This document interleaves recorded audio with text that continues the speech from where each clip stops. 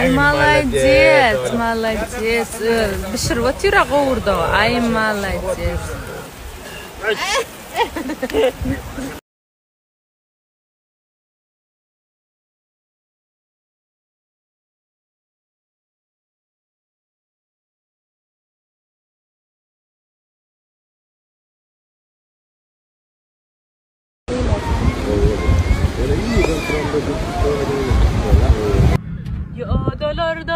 Yollardan, uzak ilerden, gülelikli kollardan, gülüm gözledim seni.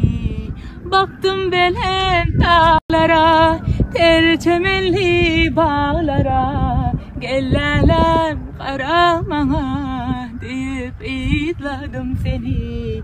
Gelleler karamana deyip izledim seni. Bah.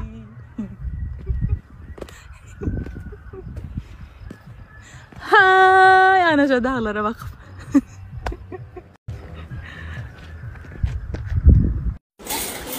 Ana. Kız ana soğuma karıştı talep oturayım.